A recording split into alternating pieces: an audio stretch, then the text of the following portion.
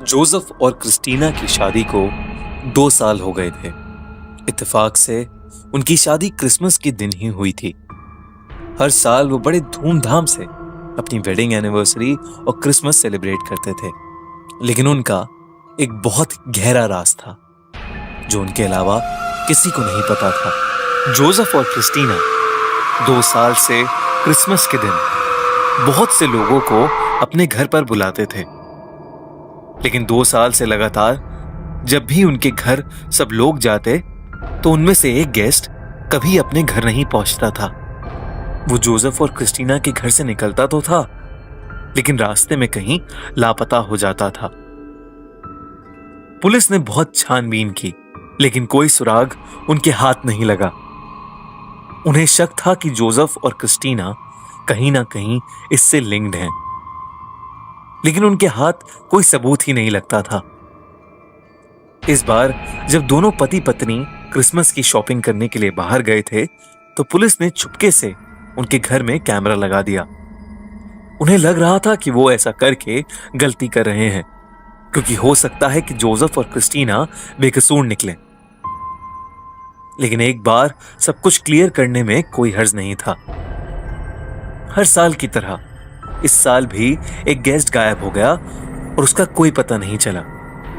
Police ने उनके घर में लगाए गए कैमरास की रिकॉर्डिंग को अपने कंप्यूटर पर एक्सेस करना शुरू किया। उन्होंने जो देखा उससे उनके होश उड़ गए।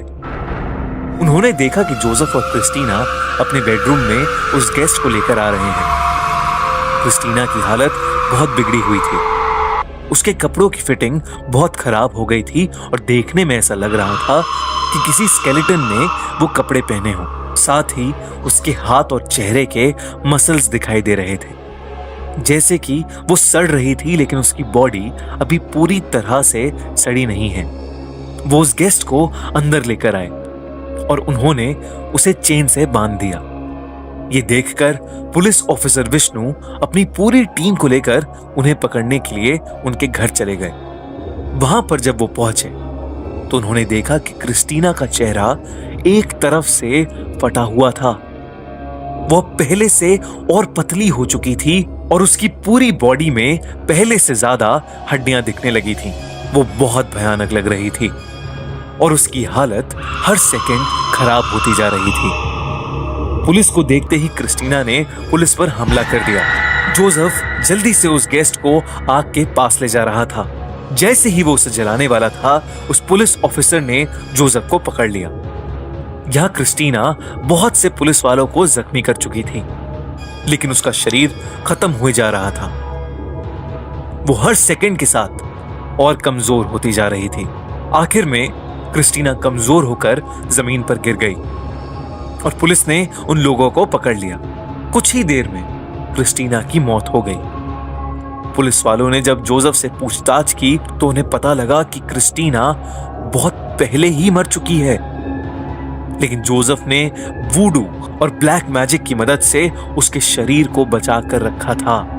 हर साल वो एक इंसान की बलि देते थे कि जिससे क्रिस्टीना एक इंसान की तरह दिख सके और इंसानों के बीच रह सके।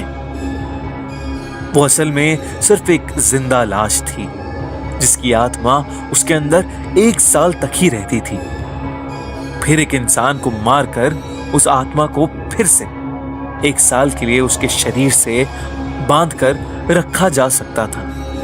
पर इस बार जोसेफ क्रिस्टीना को वापस लाने में नाकामयाब हो गया। इस तरह से पुलिस ने उन दोनों के शैतानी काम को खत्म कर दिया और उस गेस्ट की जान बचाई, जो क्रिस्टीना और जोसेफ के चंगुल से बाल बाल बचा। ये बात 2014 की एक क्रिसमस की रात की है, जब मैं और मेरा परिवार रेस्टोरेंट से डिनर करके वापस आ रहे थे। हम सब बुरी तरह थक चुके थे और बस जल्दी से घर पहुंचकर सोना चाहते थे। पर मेरी छोटी बहन अभी भी बहुत एक्साइटेड थी और वो बार बार टॉय खरीदने की जिद कर रही थी। पापा ने एक गैस स्टेशन के पास गाड़ी रोकी और मेरी बहन को लेकर टॉय दिलवाने ले गए। मेरी मम्मी ने मुझसे कहा कि वो वॉशरूम जा रही हैं और फिर वो भी चली गईं। गाड़ी में मैं अकेला बैठा था और हेडफोन लगा के गाने सुन रहा था। मैं गाने सुनते हुए सबका वेट ही कर रहा था कि मेरी नजर एक दूर खड़े आदमी पर गई। अंधेरा होने की वजह से मैं उसका फेस तो नहीं देख पा रहा था, पर उसके हाथ में कुछ लंबी सी रॉड जैसी परछाई जरूर नजर आ रही थी। मैं उसकी तरफ ध्यान से देखने लगा ताकि मुझे उसकी शक्ल क्लियरली नजर आ सके, पर तभी मुझे फील हुआ जैसे वो आदमी धीरे धीरे मेरी तरफ आने लगा हो, और तभी मेरे हेडफोन्स में बज रहा गाना भी अपने आप पॉज और प्ले होने लगा। मैंने अपने फोन से हेडफोन्स को डिस्कनेक्ट करने की कोशिश की, पर वो भी डिस्कनेक्ट नहीं हो रहा था, बल्कि मेरे कान में जोर जोर से एक बीप बजने लगी। मैंने जल्दी से अपने हेडफोन्स को उतार के साइड में फेंका और अपने कान मलने लगा। जब मैंने वापस उस आदमी की तरफ देखा तो वो वहां नहीं था। मैं उसे देखने के लिए इधर उधर देखने लगा तो एक बार को मेरी धड़कनें रुक गईं। वो आदमी ड्राइवर सीट की तरफ वाली खिड़की पर खड़ा था। उसके हाथ में एक लंबी सी रॉड थी। कपड़े फटे हुए और हाथों और पैरों पर चोट लगी हुई थी, जिसमें से खून भी आ रहा था। वो मेरी तरफ घूर के देखे जा रहा था और उसने अपनी रॉड को जोर से हमारी गाड़ी पर दे मारा। मैं डर के मारे वहीं जम सा गया था। तभी वो रॉड हमारी गाड़ी का शीशा तोड़ते हुए मेरे अंदर घुसने ही वाली थी कि मुझे मेरी बहन की आवाज आई। मैंने दूसरी तरफ देखा तो मेरा परिवार वापस गाड़ी की तरफ आ रहा था। जब मैं वापस पलटा तो वहां वो आदमी नहीं था और गाड़ी भी पहले की तरह नॉर्मल हो गई थी। मैं बुरी तरह हैरान था और बहुत ज्यादा डर भी गया था, पर मैंने किसी से कुछ नहीं बोला। हमें घर पहुंचते पहुंचते 12 बज गए थे और मैं घर पहुंचते ही अपने कमरे में चला गया। पर अभी तक मैं उस आदमी के बारे में ही सोच रहा था। मैंने अपना ध्यान भटकाने के लिए वापस अपने हेडफोन्स लगा ली और आराम से गाने सुनने लगा। कुछ देर बाद हेडफोन्स में वही दिक्कत आने लगी जो उस वक्त गाड़ी में आई थी, और अगले ही सेकंड वही तेज बीप शुरू हो गई। मैं बहुत ज्यादा डर गया। फिर जो मैंने देखा उसे देख मेरे पैरों तले जमीन खिसक गई। वही आदमी सामने मेरी खिड़की पर खड़ा मुझे घूरता हुआ स्माइल कर रहा था। वो बार बार अपनी रॉड से मेरे कमरे की खिड़की पर नॉक करे जा रहा था। मुझे कुछ समझ नहीं आया और मैं बिना सोचे समझे बस जोर जोर से चीखने लगा। मेरे मम्मी पापा भागते हुए मेरे रूम में आए और मैंने उन्हें सब बताया। मेरे पापा ने पुलिस को बुला लिया, मगर पुलिस वालों को हमारे घर के आसपास कोई आदमी नहीं दिखा। इस दिन के बाद से मुझे वो आदमी फिर कभी नहीं दिखा। थोड़ा और मालूम करने पर पता चला कि हमारे नेबरहुड में एक पागल आदमी था जो लोगों को एक लंबी रॉड से मारा करता था। कहते हैं लोगों ने उसका घर जलाकर उसे मार डाला। शायद मैंने जिस आदमी को देखा था वो उसी आदमी का भूत था। क्रिसमस का फेस्टिवल पूरी दुनिया में सबसे खुशहाल फेस्टिवल माना जाता है। आज के दिन सभी बच्चे सैंटा का इंतजार करते हैं। उन्हें लगता है कि सैंटा आएंगे और उन्हें क्रिसमस प्रेजेंट देंगे। लेकिन अगर ऐसा हो कि सैंटा के गिफ्ट के अंदर एक शैतान छुपा हुआ आपका इंतजार कर रहा हो तो 24 दिसंबर क्रिसमस ईव की रात 9 साल की मैक्स अपने रूम के क्रिसमस ट्री के पास बहुत सारे सॉक्स लटकाकर एक नोट लिखकर सो गई थी। कुछ देर बाद मैक्स के मम्मी पापा उसके रूम में एक प्रेजेंट और कुछ कैंडीज लेकर आए। मैक्स की मम्मी ने सभी सॉक्स को कैंडीज से भर दिया और उसके पापा ने उसके क्रिसमस ट्री के नीचे एक गिफ्ट रख दिया। ये सब करके मैक्स के मम्मी पापा दबे पांव मैक्स के कमरे से चले गए। उन्हें अब इंतजार था कि मैक्स जैसे ही सुबह उठेगी वो अपना फेवरेट गिफ्ट देखकर बहुत खुश हो जाएगी। मगर आगे क्या होने वाला था वो ना ही कभी मैक्स ने और ना ही कभी उसके पेरेंट्स ने सोचा होगा। रात के करीब 3 बजे मैक्स की नींद अचानक ही खुल गई। उसे ऐसा लगा कि जैसे कोई उसके पैरों को बार बार छू रहा हो। मैक्स तुरंत उठकर बैठी, पर जब उसने अपने पैरों के पास देखा तो वहां कुछ भी नहीं था। तभी उसकी नजर क्रिसमस ट्री के नीचे पड़े गिफ्ट पर गई। वो देखकर मैक्स एकदम से बहुत ज्यादा एक्साइटेड हो गई और उसने एक्साइटमेंट में अपना गिफ्ट तभी के तभी खोल लिया। मैक्स ने उस बॉक्स में से एक डॉल निकाली, एक बेहद सुंदर पिंक फ्रॉक पहनी हुई डॉल, जिसके अंदर से एक बहुत अलग सी महक आ रही थी। उस डॉल की गर्दन के नीचे एक बटन भी लगा था। मैक्स ने उस बटन को जैसे ही दबाया तो उस डॉल में से जिंगल बेल गाना बजने लगा। लेकिन गाना चलते ही मैक्स के रूम की लाइट्स अचानक फ्लिकर करने लगी। उस डॉल में से आ रही आवाज धीरे धीरे तेज होने लगी और मैक्स के कानों में चुभने लगी। वहीं दूसरी तरफ मैक्स के पेरेंट्स अपने कमरे में आराम से सो रहे थे जब उन्हें मैक्स के चिल्लाने की आवाज आई। वो दौड़कर उसके कमरे में पहुंचे, मगर वहां तो मैक्स आराम से सो रही थी। उनके लिए यह बहुत अजीब बात थी, क्योंकि अभी कुछ देर पहले ही मैक्स बहुत तेज चिल्लाई थी। मैक्स के पापा ने उसके कमरे को अच्छे से चेक किया। सब कुछ एकदम नॉर्मल था, यहां तक कि क्रिसमस ट्री के नीचे वो गिफ्ट भी वैसे का वैसा ही पड़ा था। इसलिए उस चीख को अपने मन का वहम समझकर वो दोनों वापस अपने रूम में चले गए। अगली सुबह जब वो मैक्स के रूम में आए तो उन्होंने मैक्स के हाथ में उसी डॉल को देखा जो वो दोनों गिफ्ट में मैक्स के लिए लाए थे। वो बहुत खुश लग रही थी और उस डॉल के साथ खेल रही थी। सब कुछ अच्छा चल रहा था, लेकिन कुछ दिन बाद जब मैक्स स्कूल गई तो अपने एक लेक्चर के दौरान मैक्स को बुरी तरह फिट्स पड़ने लगे। उसका शरीर अकड़कर टेढ़ा होने लगा और उसके शरीर से बिल्कुल वैसी ही महक आने लगी जैसी उस डॉल में से आती थी। मैक्स की मां को जल्द ही स्कूल बुला लिया गया और वो मैक्स को सीधा डॉक्टर के पास ले गईं। वो डॉक्टर वहां के चर्च के एक मेंबर भी थे और इसलिए जब उन्होंने मैक्स को चेक किया तो वो समझ गए कि मैक्स की बीमारी की वजह शायद कुछ और ही है। लेकिन उन्होंने तब मैक्स की मां को कुछ नहीं बताया और बस मैक्स को 1 हफ्ते के लिए बेड रेस्ट करने की सलाह दी। मगर असली खौफनाक चीजें तो अब शुरू होने वाली थीं। मैक्स रोज रात अपने पेरेंट्स के कमरे में जाकर उनको घंटों घूरने लगी थी।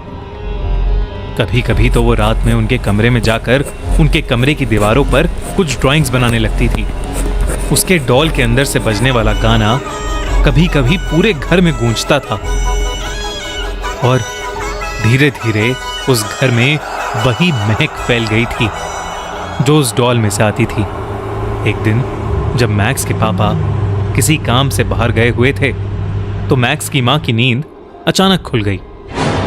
जब उन्होंने अपनी आंखें खोली तो उन्होंने जो देखा वो देखकर उनका दिल दहल उठा। उनके ऊपर एक औरत चढ़ी बैठी थी। वो उनके बहुत करीब थी और मैक्स की मां को देखकर मुस्कुरा रही थी। वो वही गाना गुनगुना रही थी और उस औरत के अंदर से वही महक जोरों से आ रही थी। ये सब देखकर मैक्स की मां इतना डर गई कि वो बहुत जोर से चीखी और उनके चीखते ही वो औरत उनके ऊपर से उतरकर रूम से बाहर भागने लगी। मैक्स की मां का दिल बुरी तरह तब कांप उठा जब उस औरत का रिफ्लेक्शन उन्होंने शीशे में देखा। शीशे के रिफ्लेक्शन में वो औरत और कोई नहीं बल्कि उनकी छोटी सी बेटी मैक्स ही थी। उसकी मां समझ गई थी कि उनकी बेटी पर किसी बेहद भयानक काली शक्ति का साया पड़ गया है। जब मैक्स के पापा वापस आए तो मैक्स की मां ने उनको सब बताया और अगले ही दिन उसी डॉक्टर से पूछा कि आखिर उन्होंने ये बात उन्हें पहले क्यों नहीं बताई थी, जिसका जवाब उस डॉक्टर ने दिया कि अगर वो उस डॉल में रहने वाली आत्मा के सामने ये सब कह देता तो सबकी जान को खतरा था। इसके बाद उस डॉक्टर ने मैक्स के पेरेंट्स की हेल्प के लिए उन्हें एक प्रीस्ट से मिलवाया। वो प्रीस्ट मैक्स का एग्जॉर्सिज्म करने को तैयार हो गया और तकरीबन 5 दिन लगातार एग्जॉर्सिज्म चलने के बाद मैक्स पर से उस चुड़ैल का साया उतर गया। उस दिन के बाद से मैक्स को डॉल से बेहद डर लगने लगा और एक लंबे समय के बाद ही मैक्स फिर से नॉर्मल हो पाई। लेकिन आज भी ये कोई नहीं जानता कि ये सब होने के बाद वो डॉल कहां गई और उसका क्या हुआ। क्या होगा अगर वो डॉल आपके हाथ लग जाए तो? खैर, क्रिसमस पर ऐसी डॉल कभी किसी को ना मिले। बेकी, जो सिर्फ 10 साल की थी, अपनी मां ओलिविया से बहुत नाराज थी क्योंकि वो क्रिसमस से एक हफ्ते पहले न्यूयॉर्क से शिकागो शिफ्ट हुए थे और बेकी अपने पुराने घर और सारे फ्रेंड्स को बहुत मिस कर रही थी। ओलिविया ने अपनी बेटी बेकी का मूड ठीक करने के लिए उसे क्रिसमस ईव की शाम को एक टॉय शॉप ले जाकर उसका मनपसंद गिफ्ट दिलाने का सोचा। ओलिविया बेकी को कई टॉय शॉप्स पर लेकर गई पर उसे कहीं कुछ पसंद नहीं आया। जब वो वापस घर जा रहे थे तो उनके घर से कुछ ब्लॉक्स दूर एक कोने में बेकी ने अपनी मॉम ओलिविया को एक टॉय शॉप पर गाड़ी रोकने को कहा। उस टॉय शॉप में बेकी को अपना मनपसंद बोर्ड गेम दिखा। जब वो उस शॉप के अंदर गए तो उनके चारों तरफ अलग अलग खिलौने थे जो बहुत ज्यादा सुंदर थे। पर ओलिविया को एक बात काफी अजीब लगी कि उनके अलावा उस शॉप में कोई नहीं था। लेकिन उस शॉप के अंदर खिलौने इतने सुंदर थे कि ओलिविया भी उनको देखकर एक छोटी सी बच्ची बन गई। वो शॉप एक्सप्लोर कर ही रही थी कि उसे एकदम से एहसास हुआ कि बेकी उसके साथ नहीं है। उसने पूरे स्टोर में अपनी बेटी को ढूंढा पर उसे वो कहीं नहीं दिखी। उसने काउंटर पर जाकर मदद मांगने की कोशिश भी की पर वहां भी कोई नहीं था। डरी हुई ओलिविया बेकी को आवाज लगाते हुए उसे हर जगह ढूंढ रही थी जब उसे एक बूढ़े इंसान की जोर से हंसने की आवाज आई। उसने आवाज की ओर देखा तो उसी टॉय शॉप के एक अंधेरे से कोने में कुर्सी पर बैठा एक बूढ़ा आदमी सांता क्लॉस की कॉस्ट्यूम पहने जोरों से हंस रहा था और उसकी बेटी बेकी उस सांता की गोद में बैठी हुई थी। जैसे ही ओलिविया ने उस सांता क्लॉस को देखा, वो हंसता हुआ सांता अचानक चुप हो गया और अपनी आंखें उठाकर ओलिविया को घूरने लगा। उस सांता को देखकर ओलिविया को एक अजीब सी घबराहट हो रही थी। ओलिविया को बेकी का वहां उस सांता की गोद में होना ठीक नहीं लग रहा था तो उसने चिल्लाकर बेकी को अपने पास आने को कहा पर बेकी ने अपनी मॉम ओलिविया को कोई जवाब ही नहीं दिया।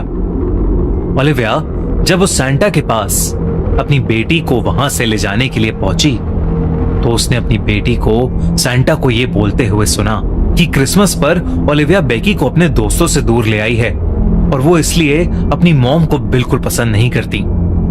जब ओलिविया ने इस बात को सुनकर उस सांता की ओर देखा तो उस सांता की शक्ल पर एक बहुत ही डरावनी हंसी थी। ओलिविया ने तुरंत अपनी बेटी को सांता की गोद से उतारा और स्टोर से बाहर निकलने लगी। बेकी बाहर जाते हुए सांता को मुड़कर बाय कर रही थी पर जैसे ही ओलिविया ने सांता की ओर मुड़कर देखा तो वो जोर जोर से अपनी भयानक सी आवाज में हंसने लगा और हंसता हुआ अचानक से अंधेरे में गायब हो गया। उसे ऐसे गायब होता देख ओलिविया एकदम घबरा उठी और जल्दी से बेकी को कार में बिठाकर वहां से निकल गई। ओलिविया का हस्बैंड टाइलर एक बहुत इंपॉर्टेंट बिजनेस मीटिंग के लिए दूसरे शहर में था जो शिकागो से कुछ ही घंटों की दूरी पर था। घर पहुंचते ही ओलिविया ने अपने पति टाइलर को फोन मिलाया और जल्दी से घर वापस आने को कहा। टायलर ने कहा कि वो रात तक घर वापस आ जाएगा।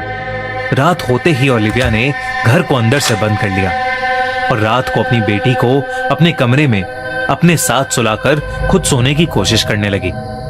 देर रात हो चुकी थी, उसकी आंख अभी लगी ही थी जब उसे बेकी के हंसने की आवाज आने लगी और साथ साथ उसे एक गाना सुनाई देने लगा। Jingle bell, jingle all the way.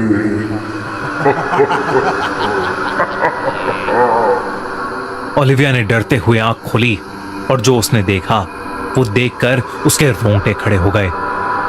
उसके कमरे में खिड़की के पास वही सैंटा खड़ा था जो उस टॉय शॉप में उन्हें दिखा था। वो छोटी सी बेकी को हवा में जोर जोर से उछालकर झूला झूला रहा था। ये देखते ही ओलिविया डर के मारे बहुत जोर से चिल्लाई। उसकी चीख सुनकर वो सैंटा ओलिविया की तरफ मुड़ा और वही गाना और तेज आवाज में गाने लगा। Jingle bell, jingle all the way. Beki जिसको वो हवा में उछालकर झुला रहा था, बीच हवा से जमीन पर गिर पड़ी। ओलिविया ने बिना कुछ सोचे समझे घायल बेकी को वहां से उठाया और उस घर से निकलने के लिए भागने लगी। वो जैसे ही सीढ़ियों से नीचे उतरी, उसने देखा कि वही सैंटा सामने से उसकी तरफ आ रहा है। ऐसा लग रहा था मानो सैंटा का हुलिया बदल गया हो और वो बहुत ही ज्यादा भयानक लग रहा था। ओलिविया ने अपनी डाइनिंग टेबल पर पड़े प्लेट्स और फोक्स उस पर फेंक कर खुद को बचाने की कोशिश भी की, पर वो सब उस सैंटा के आर पार चले गए और उसे कुछ नहीं हुआ। ओलिविया पूरी तरह घबराई हुई थी और अब उसके पास और कोई रास्ता नहीं था, तो उसने अपने घर की विंडो का शीशा तोड़ा और बेकी को लेकर उस खिड़की से कूदकर घर से बाहर भागी। उसने अपनी बेटी को गाड़ी में बिठाया और गाड़ी ऑन की, लेकिन तभी उसे महसूस होने लगा कि कोई उसका गला दबा रहा है। उसकी आंखें जब गाड़ी के रियर व्यू मिरर पर पड़ी तो वो सैंटा उसके पीछे ही था और उसका गला दबा रहा था।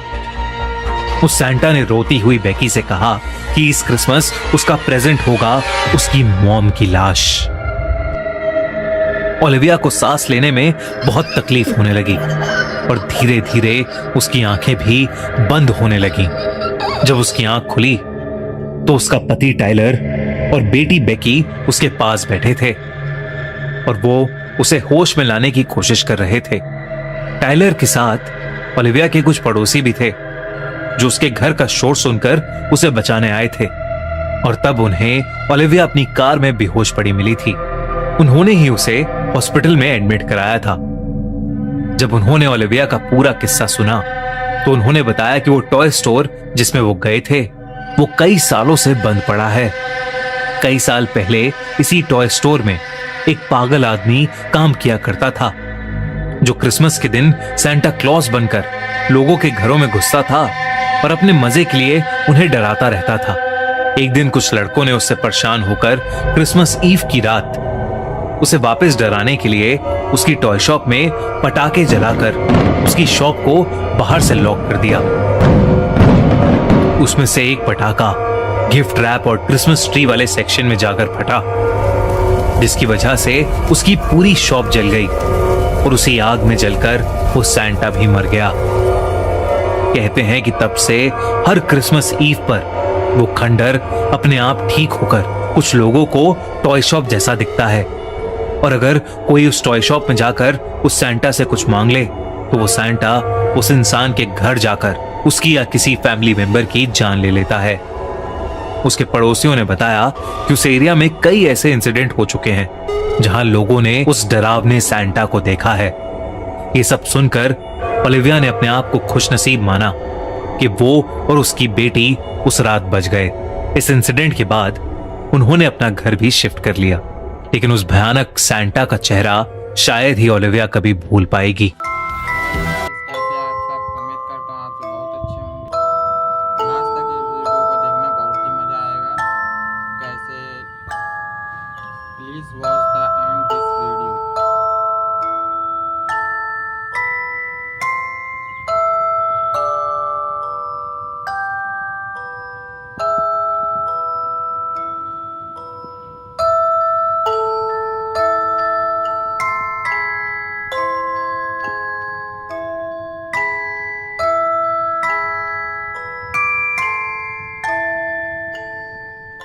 तो